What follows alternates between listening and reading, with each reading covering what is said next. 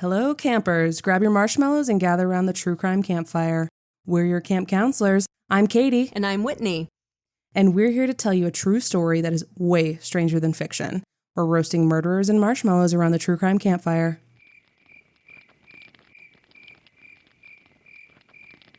For people of faith, a minister is supposed to be a figure of trust, a rock to support you in times of trouble. Not everyone who holds that position meets those ideals, though. This week's story is about a man whose minister's robes and carefully practiced smiles hid a heart burning with violence and dark desires, someone who would betray every trust given to him and leave pain, not salvation, in his wake. This is our latest Sinister Minister, Till Death Do Us Part, The Crimes of A.B. Schirmer.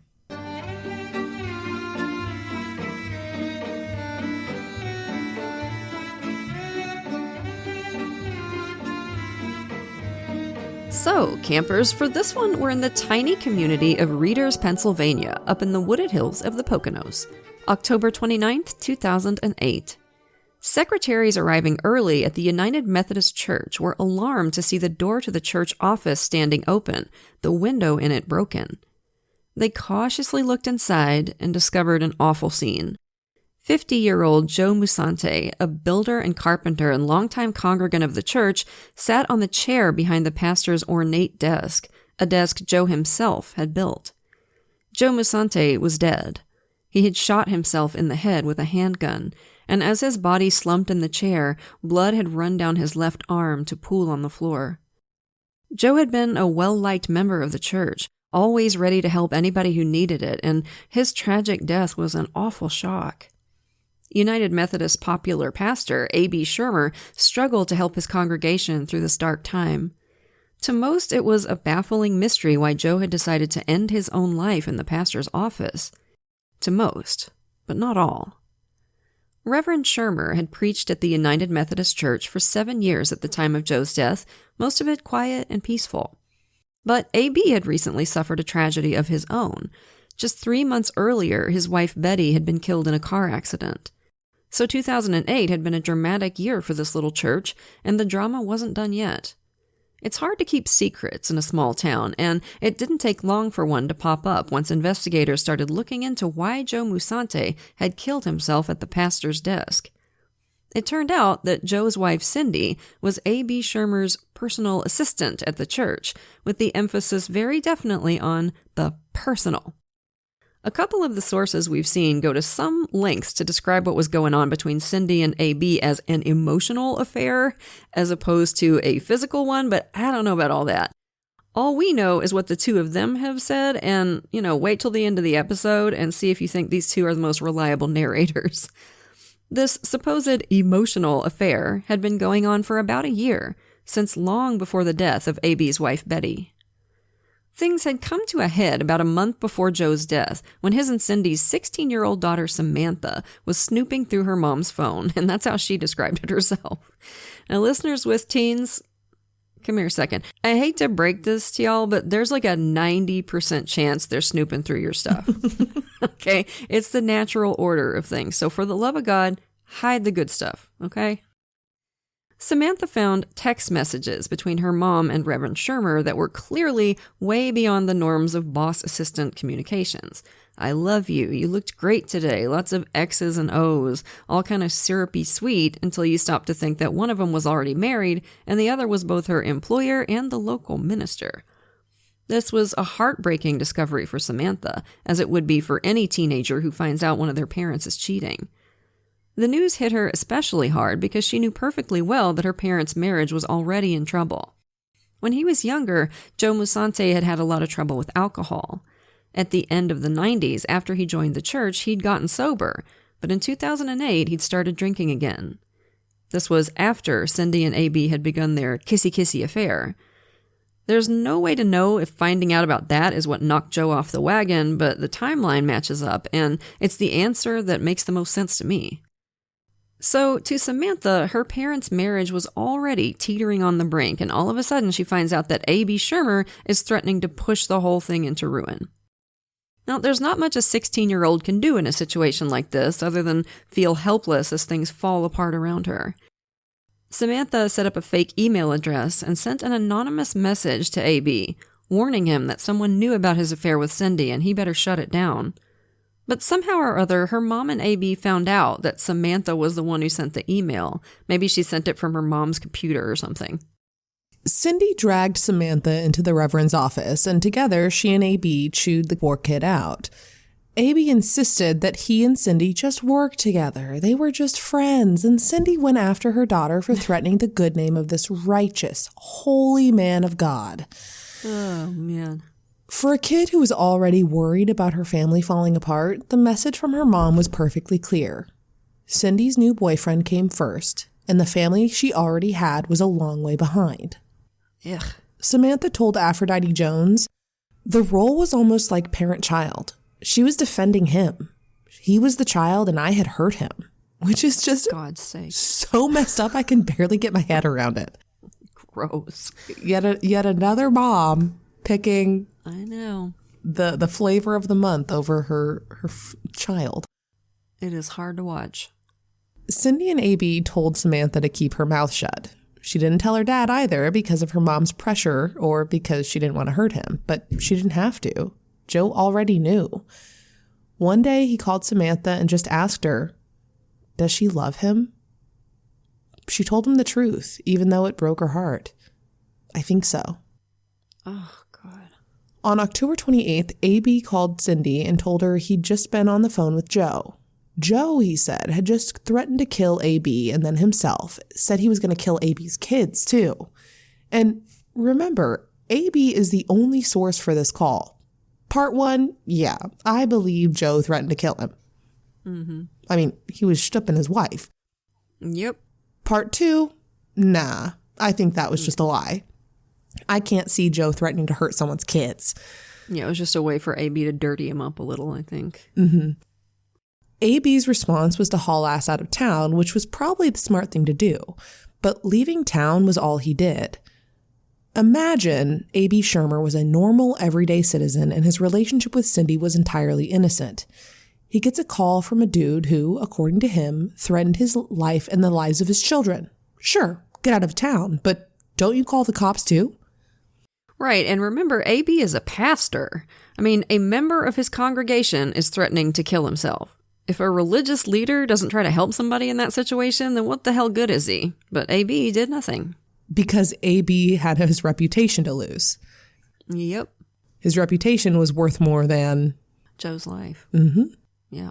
Later, after he'd move in with Cindy, what? They were just friends? I'm just as shocked as you are. AB would say that Joe's death had done him and Cindy a favor so they could be together. Oh. Yikes. Yikes on bikes. Ugh. A phone call from either AB or Cindy could have stopped Joe from killing himself, but neither of them did anything. Joe broke into the Reverend's office that night, but didn't find him there. He tried calling people, including Samantha, but no one picked up. Then he shot himself in the head. A few weeks after her dad's funeral, Samantha discovered he had hidden his briefcase and laptop under her bed. In there, she found phone records of calls between AB and Cindy, notes Joe had made about AB, and contact information for Methodist Church officials. Not long after, Samantha's aunt, Joe's sister Rose, sent a letter to the area's Methodist bishop asking for an investigation into AB's behavior. Fair, right? It was not the first time the bishop heard about the pastor's affair. Joe had called her too, the day before he killed himself.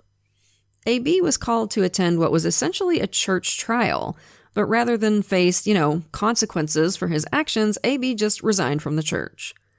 Cindy sent a furious email to all of Joe's family saying, "I don't know which of you made this complaint, but you're all to stay away from me and my family."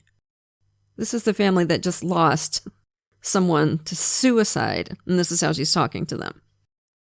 Not long after, A.B. Schirmer moved in with Cindy. So classy. But Joe's sister Rose hadn't only gotten in touch with the bishop. Before Cindy had shut off all communication, she'd told Rose that A.B.'s wife Betty, who died in a car wreck, wasn't the first wife A.B. had lost. The preacher's first wife, Jewel, had also died in a tragic accident, falling down the basement stairs. To Cindy, this just made A.B. a tragic, unfortunate figure, someone she needed to care for. To Rose, who by now had a much different opinion of A.B. Schirmer than her former sister-in-law, it was just flat-out suspicious as hell. And it's going too far to say that A.B. engineered Joe's suicide, but he knew it was likely to happen, knew he was likely to benefit from Joe's death, and took no steps to prevent it. Could someone as callous as that be responsible for the death of his wife? For the deaths of both wives, even? Rose certainly thought so, and she told the police everything she knew about the good Reverend A.B. Schirmer. The chief of police thought A.B.'s situation was sketchy enough that he assigned Detective James Wagner to reopen the investigation into Betty Schirmer's death back in July. Betty and A.B. had met and gotten married in 2001. He was a grieving widower, and she was recently divorced with an adult son. Betty and her family were deeply religious, and she and the charismatic preacher seemed like a great match. They'd moved to Readers not long after getting married and were both popular there, A.B. for his soaring sermons and singing voice, Betty because she was always friendly and helpful. Everybody loved Betty. Theirs was an increasingly troubled marriage, though, because throughout his religious career, A.B. Schirmer had thought that the best way to minister to his female parishioners was to get them naked and horizontal. By 2008, Betty had almost had enough, and then she died. And they were usually vulnerable women who came to him for counseling, by the way. So he's a champ. Peach. Here is A.B.'s version of what happened late on the night of July 15th, 2008. Betty had woken up in the middle of the night with a really bad pain in her jaw, and A.B. was rushing her to the hospital in Stroudsburg, just about 15 minutes away. Speeding on a dark country road, a deer jumped out in front of their PT Cruiser, and I'm sorry, I have to pause for a second. I gotta say it, of course this dude drove a PT Cruiser. Like, of course he did. That is the most on-brand thing for this man that I could possibly think of. I bet it was one of the purple ones, like you know it was. A.B. claimed he'd swerved to avoid the deer, lost control of the car, and slammed head-on into the guardrail. A.B. had his seatbelt on, but bad luck, Betty had just undone hers shortly before, and she flew forward, the right side of her head smashing into the windshield. Some unknown time later, a guy named Stanley Dickerson drove by with his girlfriend, saw the crash, and stopped to see if anybody needed help. This is where things started getting weird. The windows of the PT Cruiser were up, the lights were off, and A.B. Schirmer was just sitting in the dark in the driver's seat. He wasn't hurt at all, he was just sitting there. "I think my wife's hurt," he said. After Stanley asked him to, he turned on the interior lights, and Stanley saw Betty unconscious, soaking wet with blood from injuries to her head. Stanley asked if A.B. had called 911. He had not, even though he had a cell phone and didn't seem at all confused by what had happened, as people often are after car wrecks. He didn't call, and he wasn't out of the car trying to flag down anybody passing by for help. He was just sitting there, with his critically injured wife right beside him. Stanley called 911 and a police car showed up a few minutes later. You could say that the responding officers didn't exactly cover themselves in glory here. You could also say they might as well have driven up in a clown car, because they fucked this up nearly as comprehensively as you can imagine. And they're only getting that nearly because one deputy, at least, had the presence of mind to take pictures of the accident scene and the interior of the car. Ooh. Other than that, there was no investigation at all. And the accident report was just A.B.'s version of events verbatim. Oh. We'll look at the crash in more detail a little later once the investigation reopens, but as a taste of how incompetent the initial response was, A.B. said the car's airbags deployed in the crash, so the official accident report said the airbags deployed, despite them very obviously not being deployed. Oh my God. The cops had just watched EMTs pull Betty out of the car with not an airbag in sight, but they just copied and pasted that into their report. Wow, great job, guys. Way to protect and serve or whatever. And doesn't this remind you so much of Matt Baker, one of our earlier Sinister Ministers, who tried to stage the murder of his wife Carrie as a suicide? And that was the same thing. Cops showed up. "Oh, you're a preacher? Cool, no problem. Bye. Have a good rest of your day." If the accident had been a little more convincing, we might cut the cops a little more slack. This was rural Pennsylvania. Several of the officers knew Reverend Schirmer and his wife. You're not going to jump to, This popular pastor just staged a car wreck to cover up the murder of his wife. But the staging was crude, and just a few seconds of curious thought, maybe not even curious thought, just thought, would have seen right through it. This was god-awful, lazy police work. Betty, still unconscious and barely clinging to life, was rushed to the hospital. When her son Nate hurried to be by her side, he barely recognized her. Her head was so swollen and misshapen from her injuries. Oh, bless her heart. Nate was deeply shaken up. AB, on the other hand, looked about as upset as if he'd been watching a baseball game and the other team hit a home run. His behavior was really weird. Nate had brought some pictures of himself with his mom, and when a nurse was looking at one of them, AB said, out of the blue, "You know, she really had a nice ass." Wow. Wow. Way to stay under the radar, by the way, man. Good job. Betty was on life support, and the doctors declared her brain dead. AB told Nate that he and Betty had both decided that if something like this ever happened, they wouldn't want to be kept alive artificially. They'd also agreed that if they died, they wanted to be cremated. Nate had to take him at his word. It's something a lot of parents don't discuss with their kids, at least not when they're in their 50s, and have every expectation of a long life. The life support was withdrawn, and Betty died. AB didn't waste any time. She was cremated the next morning.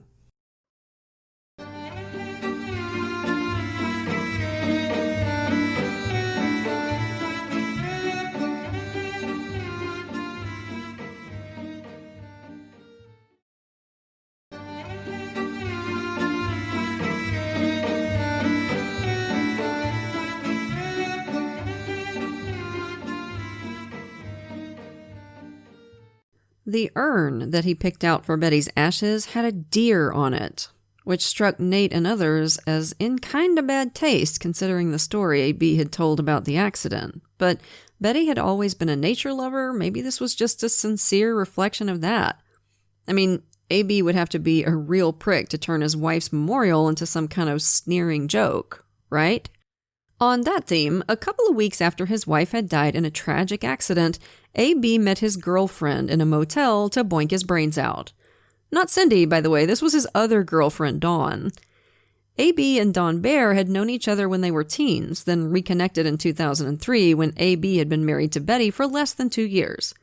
He was very quickly screwing around behind Betty's back, and he and Dawn met up once a year to fool around. Just diddling a minister in a Poconos motel, all very classy, very sophisticated. AB certainly wasn't going to let a little thing like the death of his wife get in the way of his good time. In fact, AB had never let having a wife get in the way of a good time. He cheated multiple times on Betty as well as on his first wife, Jewel, most often with members of his congregation, most often with vulnerable women who came to him for counseling. You know, you don't really think of Methodists as one of the hornier Christian denominations, but A.B. Schirmer was apparently determined to change that view because he was a porn-addicted, sex-obsessed, cheating, predatory freak slamming ass all over God's creation. Share how you really feel, Whitney. Mm-hmm. 4 months later, Detective Wagner was taking a closer look at the crash that had supposedly killed Betty, and the whole thing looked as hinky as hell. Not only had A.B. not used his cell phone to call 911, his car was dented but still running. The hospital was maybe 10 minutes away. He was calm and completely unhurt. Why not just keep driving after Betty was so seriously hurt? And the fact that the car was still running didn't fit with A.B.'s story either. He'd said he'd been speeding on the dark country road doing at least 55 miles an hour. If you smash into something going that fast, you're going to end up with more than a crumpled front bumper. In fact, computer simulations showed that if A.B.'s PT Cruiser was going anything like that speed, it would have smashed through the guardrail and carried on into the woods. It was obvious the car had not been going anything like 55 miles an hour. There was minimal damage, the airbags hadn't deployed, and there were no skid marks on the road, despite A.B.'s story of braking and swerving to avoid a deer. And the PT Cruiser had a little change bin in the front of the gear shift, slots where you could keep quarters and dimes to pay road tolls and stuff. The photos the deputy had taken showed those quarters and dimes were still neatly slotted in place, which didn't seem likely after a high-speed collision. Based on the damage to the car, Wagner determined it had been going maybe 20 miles an hour. If you hit something at that speed without a seatbelt on, it's not going to be a good time, but it's certainly not going to cause the bloody, fatal head trauma that Betty had suffered. And the kicker was the bloodstains the photographs showed inside the car. They didn't look like the result of a violent crash. They looked more like the result of someone seriously injured, just slumped in the seat for a long time. Most significantly, there were stains that looked to have been pressed into the fabric of the seat, as in there was already blood on the seat when Betty sat or was put in there, because she was already bleeding before the journey began. So it looked like A.B. Schirmer had deliberately engineered a low-speed collision with minimal risk of injuring himself. It wasn't enough to cause Betty's terrible head wounds, so what had? Things weren't looking good for A.B. Schirmer as far as the death of his second wife went. But he was a widower 2 times over, and his first wife, Jewel, had also died in a tragic accident. A.B. and Jewel had married young, and at the time of her death, they'd been together for 31 years. They spent the last 20 of those in Lebanon, Pennsylvania, where A.B. worked as an associate pastor. A.B. and Jewel both loved church music, and they were a popular singing duo at regional churches. They seemed to be a devoted couple, but A.B. was already indulging in his lifelong hobby of screwing around with vulnerable congregants behind his wife's back. This dude used his congregation like his own personal Tinder. Just like Jesus would do. Such a man of God. That's what Jesus said, right? Like swipe right. Swipe right. that's in one of the books, I think. Yeah. Jewel died on April 23rd, 1999. Here's A.B.'s version. He came home from jogging and found Jewel lying on her back on the cement basement floor at the bottom of the concrete steps, with blood pooling around her head. A vacuum cleaner was beside her, its cord tangled around her leg and ankle. A.B. called 911. When they arrived, the paramedics noted that A.B. seemed weirdly calm and relaxed. He also just vanished after he'd led them to Jewel, like he had something else to do. Jewel was initially unresponsive, but started to flail wildly when paramedics put an oxygen mask on her. They transported her to a trauma unit for head injuries as quickly as they could, and friends and family hurried to the hospital. This included Jewel's dad and her brother John. When they got in to see Jewel lying unconscious, she had swollen eyes, a bruised head, cuts and bruises on her arms, split knuckles, and swollen fingers. Ugh.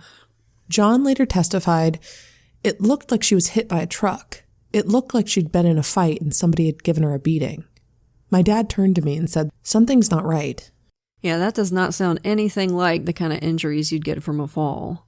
Dr. Ross, the forensic pathologist who examined Jewel after she died, agreed. In his report, he noted that Jewel had plenty of cuts and bruises, but not the injuries you'd expect from a hard fall down concrete steps. No cracked ribs or anything like that. He did find multiple impacts to the right side of her head, maybe 14 of them, and there was no way to get those by falling down the stairs. He listed the cause of death as undetermined and suggested the police investigate it as a possible homicide. Jewel's brother, John, suggested the same thing. He and his dad had gone to the Schirmer house and looked in the basement and saw that big patches of the floor and wall had been scrubbed clean. A.B. told them the paramedics had done that, which was obviously ridiculous. For God's sake, yeah, the paramedics are going to hang around and play Molly Maids for your dumbass. Are you kidding me? They got better things to do. Yes, I'd love for you to suggest that to an EMT. I'd love for you to go up to your nearest EMT and be like, "Can you scrub the blood from the floor while you're here?"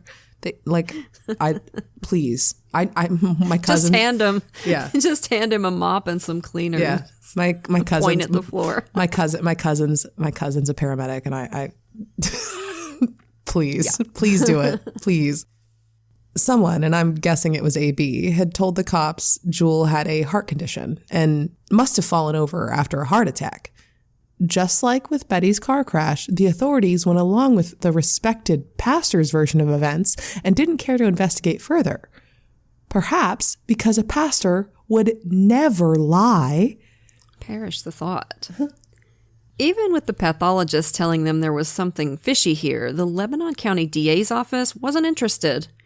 Jewel had been an organ donor, and a couple weeks later, the doctor who'd removed her heart told Dr. Ross it had been perfectly healthy. Still, the DA wasn't interested. Case closed. If Lebanon County hadn't just been sitting there with their entire thumbs up their asses, Betty would still be alive, and most likely Joe Musante too. Not only had both of A.B. Schirmer's wives apparently died in tragic accidents, they'd both suffered serious injuries to the right sides of the head, which is stretching coincidence to a breaking point. A.B. was looking less like a tragically unfortunate husband and more like a spousal serial killer with a particular M.O. Michael Peterson, anyone? Mm-hmm. Sorry, guys, I've never bought the owl theory. No. In December, investigators got a warrant to search the church parsonage where A.B. had lived with Betty. A.B. had moved in with Cindy by now, but to make sure he wasn't around during the search, the state police called A.B. in for an interview, supposedly to get more details about Joe Musante's suicide. While he was in the interview room, detectives were opening up the garage at the parsonage. There were signs of the garage floor being cleaned, but A.B. had been careless. Almost immediately, detectives found blood drops on the concrete. On one side of the garage were stains that looked like blood had been partially washed away with water. This was where the passenger side of the PT Cruiser would have been. Luminol revealed a trail of blood leading from the back door of the garage to the side of the car, where there was a larger pool of blood. Detectives thought this was where A.B. had propped a bleeding, unconscious Betty against the car while he opened the door. Detective Wagner called up the state police who were talking to A.B. and got them to ask him if he or Betty had ever bled significantly at the parsonage. He told them no, because he is a dumbass. When the cops said that blood had been found in the garage, though, A.B. suddenly remembered that Betty had cut herself really badly the previous summer while they were moving firewood out of the garage. Sure enough, police at the parsonage found a stack of wood out in the yard. They started looking through it for blood evidence, and at the bottom found a bunch of old newspapers, dated September 2008, 2 months after Betty had died. Investigators by now had no real doubt that A.B. had murdered Betty, and most likely his first wife, Jewel, too. But as far as taking the case to trial went, they were still kind of short on hard evidence and motive. In a lot of cases of spousal murder, like we've seen a million times on this show, a hefty life insurance policy provides all the motivation a jury could want. But that wasn't the case with either of A.B.'s wives. When investigators got hold of emails between A.B. and Cindy, they uncovered one possible motive: that he was just a horny old bastard who wanted to screw around. He told Cindy that after menopause, Betty had lost interest in sex and did not enjoy it, which doesn't say much for our Methodist Lothario's skills in the sack, in my opinion. For A.B., who apparently thought about sex more often than a teenage boy, for Betty to not be interested in boning him was a fatal flaw. Literally. Investigators came to believe that Betty had found out about one or more of A.B.'s affairs and was threatening to divorce him and expose his shitty behavior. A.B.'s carefully crafted persona as a moral pillar of the community would come crashing down. He might even lose his job. He had already racked up quite a backlog of complaints about his behavior with female parishioners, and this might be the straw that broke the camel's back. So either A.B. would have to face the consequences of his actions, or maybe Betty could just suddenly be out of the picture. A.B. had moved in with Cindy, which meant he also moved in with her 16-year-old daughter, Samantha, and he and Cindy pressured her to not talk to the detectives. Samantha thought A.B. was indirectly responsible for her dad's death. As soon as she turned 18 and no longer a minor, she left home and did what she could to help investigators, getting them access to emails and text messages. 2 years after Joe Musante's death, Samantha called investigators in a panic. She just learned that her mom and A.B. Schirmer were going to get married, and she was worried that Cindy was going to wind up as number 3 in A.B.'s series, bludgeoned to death and then inserted into a staged accident scene. There's every chance this would have happened as soon as he got bored of her or a better option came along. Someone who gets away with 2 murders is less likely to hesitate about a third. Yep. What was it Ted Bundy said? It gets easier every time. Prosecutors were still a little leery about whether they were really ready to go to trial, but they had no idea of A.B.'s mental state and didn't want to risk another victim. On September 10th, 2010, cops put the old habeas corpus on A.B. Schirmer at the house Joe Musante had built for himself, and where the unemployed A.B. had been living and sponging off of Cindy for almost 2 years. The case against AB was mostly circumstantial, but as we said before, circumstantial doesn't mean weak, and the prosecution was able to bring forward some compelling expert testimony. As their investigation into Betty's death stretched back to include Jewel, investigators met with Dr. Ross, the pathologist who tried to get the police to investigate Jewel's death as a homicide. Although Betty had been cremated, she had been taken to the hospital with a serious head injury. The doctors there had taken CAT scans of her skull. When Dr. Ross examined them, he found Betty's injuries to be creepily similar to the ones he'd seen on Jewel years earlier. Multiple linear impacts on the right side of her head with a heavy cylindrical object, most likely a crowbar. The odds of either woman receiving those injuries in the accidents they'd supposedly suffered were slim to none. The odds for both of them were just none. Mm-hmm. Having AB's dirty, philandering laundry on display at trial did give his defense team a tactic to try. AB was being tried for the failings of his character as much as the crimes he was charged with, and the media circus around the case had robbed him of the chance of a fair hearing. That was basically Scott Peterson's defense too. Just because he's a cheater and a liar doesn't mean he's a murderer too. That's a pretty tough sell, though, and everyone in court could tell it wasn't working, so AB decided to swing for the fences and testify in his own defense. Anyone surprised? It's right out of the Narcissist Playbook, Chapter 3, If You Get Caught. He was a preacher with decades of experience playing to a crowd, renowned wherever he'd worked for his oratorial skills. On the stand, he turned his chair toward the jury so he could address them directly, leaning forward, making eye contact, trying all his little persuasive tricks. Remember, campers, charm is a verb. But he didn't like what he saw in the eyes of the jury. As deputies led him back to his holding cell after he'd testified, he told them, "I just got life in prison." Yeah, he wasn't wrong. At least he's realistic. Mm-hmm. The jury took just 90 minutes to convict A.B. Schirmer for the first-degree murder of his wife, Betty. A.B.'s daughters from his marriage to Jewel, Amy and Julie, described his conviction as another tragedy, refusing to accept that their dad could have killed Betty. When authorities told them that the ruling on their own mom's death had been changed from undetermined to homicide, Julie told Richard Schlesinger of 48 Hours that she was angry. She just didn't believe her mom's death had been anything other than an accident. When pressed that the pathologist had found 14 blows to Jewel's head, Julie just flat out said she didn't believe the pathologist. Ugh.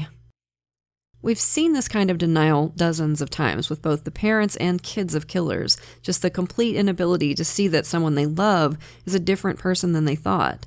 It's both really, really sad and really frustrating and understandable. I mean, I honestly can't say I'd react any differently if one of my parents was accused of murder. Even if there was a ton of evidence, it's just really hard to wrap your head around that. By the end of 2015, the year that episode of 48 Hours aired, A.B. had taken a deal, pleading no contest to third-degree murder charges relating to Jewel's death, getting an extra 20 to 40 years along with his current sentence of life without parole. He still insisted he was innocent and just took the deal so his family wouldn't have to go through another trial. As for Cindy Musante, crank up the Tammy Wynette, because she stood by her man. She and A.B. never got married, but she sent him $600 a month in prison. What are you even spending that on in there? Is the commissary that frickin' expensive? Maybe it is. And as far as we know, she's still doing it. She treated A.B.'s kids like her own. Of course, she already had a daughter of her own, Samantha, and that relationship was the price Cindy paid for sticking with her sleazy pastor. "I don't have a relationship with her," Samantha said. "I can't really say that she's my mother. She's not the woman who raised me." Another sad ripple from the selfish actions of one man. A.B. Schirmer is certainly not the first pastor this can be applied to, but he's essentially a con man, the dangerous type who can turn to violence without the slightest spark of conscience if he decides it's in his own interest to do so. His con wasn't for money. It was to get respect and a whole lot of illicit sex, and he spent decades building the lie of a moral man of God so completely that almost everyone who knew him was suckered into it. Some of them are still getting suckered into it. There were tragedies in this case, but none of them were accidents. Betty and Jewel were both sweet people who everyone loved, who never did anybody any harm. The only thing they did wrong was to fall for a psychopath's snow job. Their violent deaths at the hands of this monster sent pain and shock through dozens of lives. I think we'll leave the last word to Betty's sister Tina, who said after A.B.'s conviction, "I just hope he suffers, and I hope he's in pain and rots in there." Amen to that. So that was a wild one, right, campers? We'll have another one for you next week. But for now, lock your doors, light your lights, and stay safe until we get together again around the True Crime Campfire. And as always, we want to send a grateful shout out to a few of our lovely patrons. Thank you so much to Curious Cat, P. Castillo, Jeanette, Lori, Katie, and Big Bar. That one made me laugh. Big Bar. We appreciate y'all to the moon and back. And if you're not yet a patron, you're missing out. Patrons of our show get every episode ad-free, at least a day early, sometimes even 2, plus tons of extra content, like patrons-only episodes and hilarious post-show discussions.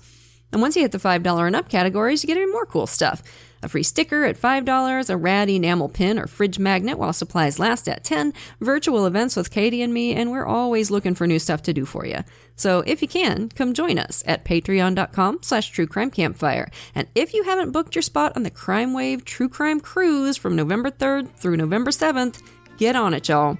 Join Katie and me, plus Last Podcast on the Left, Scared to Death, and Sinisterhood for a rockin' good time at sea.